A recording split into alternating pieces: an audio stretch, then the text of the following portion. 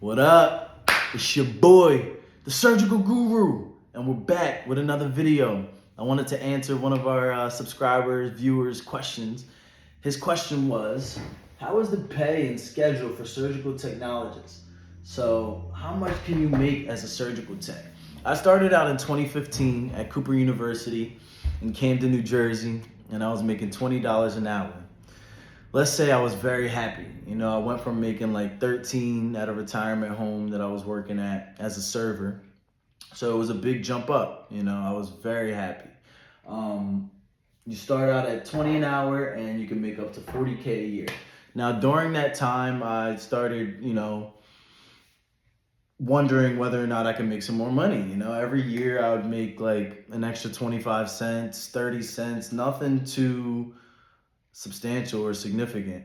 So, you know, eventually you start thinking like, how can I do better for myself? You know what I mean? Maybe this isn't what I want to do forever.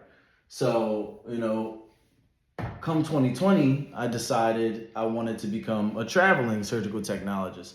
Now, there's definitely a lot more money in traveling. So, what is the difference between being a staff tech or being a traveling tech? The main difference is that, when you're working staff, you have benefits, you have your 401k that's provided to you through the hospital because you're working directly for the hospital. When you're working for an agency, you have to see whether or not they offer retirement packages or plans. Not every agency does. And it used to be a thing where, oh, you can't get benefits if you work for an agency. These days, a lot more agencies do have options for you. Every agency that I've worked for since 2020 has had options. So anyway, when I was working for 20 an hour back in 2015, I might work like 2 weeks, get paid every 2 weeks, and I might walk away with $1,000. You know what I mean? So it was like I was making 500 a week. Whereas when I became a traveling tech in 2020, I started making like 13 a week. So it was a big jump, and man, I was so happy about it. I was like, man, I'm doing a lot better. Now, the last couple years since I've been traveling, I think I'm on like my sixth travel assignment. I've been able to make a lot more. One of the places that I worked at was in Minnesota. That's, a place that I guess a lot of people don't like to go because of how cold it is and the weather. So, if you could find a place like that, you might be able to come up on a bigger rate, depending on how bad their need is and how much money I guess the hospital has and how much they're willing to pay.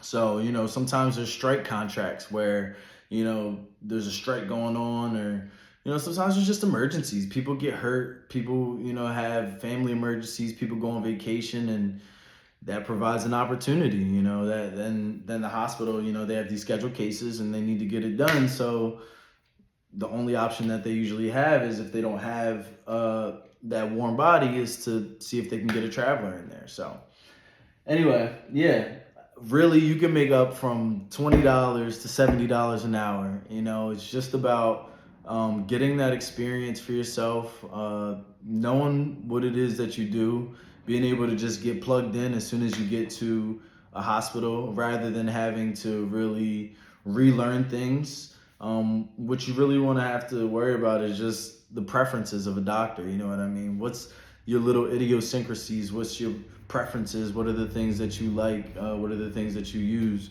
And that usually shouldn't take any more than about 1 to 2 days.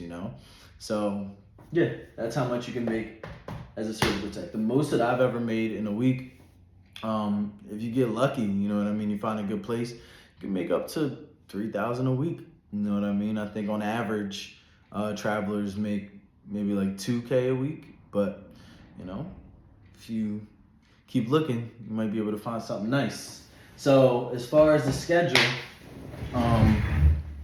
I started out working, there's set schedules and there's also rotating shifts. So I started out working rotating shifts. I worked at a pretty big level 1 trauma center that I mentioned earlier. And, you didn't just work one shift. They needed you to work a little bit of everything. So I would work 5/8 sometimes, or I would work 8-hour shifts, sometimes.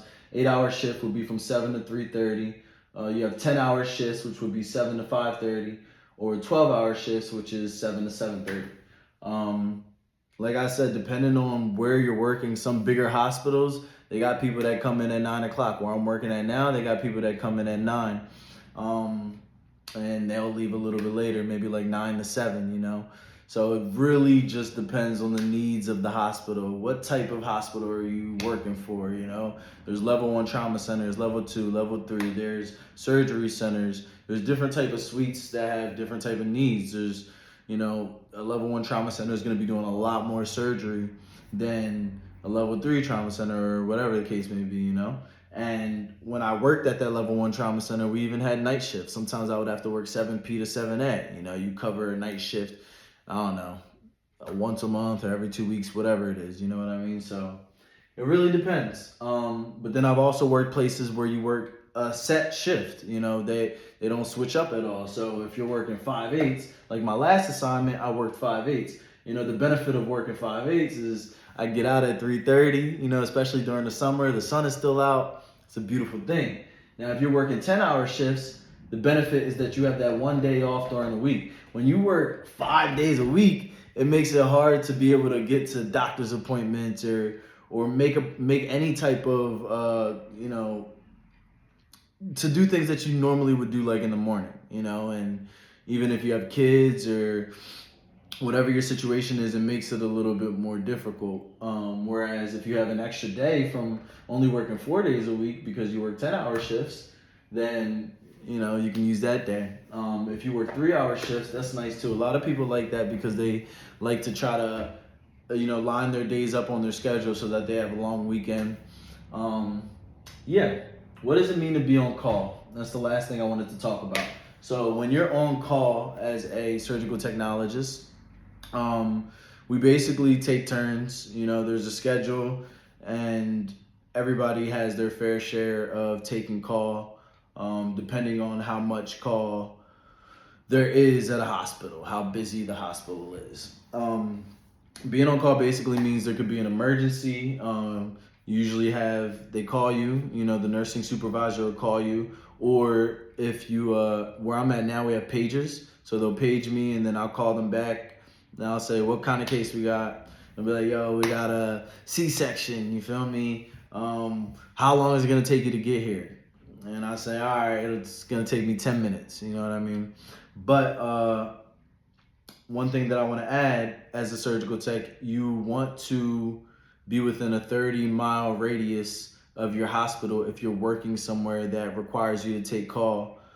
Because if there's an emergency, you need to be able to get there within 30 minutes. So that's one thing to keep in mind if you're considering a career in surgical technology, is that, you know, when you take call, you can't make any type of lofty plans. You know, you can't go 45 minutes out of town, because if you get called, then, you know, it's going to take you too long to get to the hospital, and you want to be able to get there in 30 minutes. You know, depending on the type of emergency it is, you don't want to leave that patient sitting there waiting. You know what I mean? That's a quick way to lose your job. So anyway, I hope that answered your question. How is the pay and schedule for surgical technologists? It's your boy, Surgical Guru.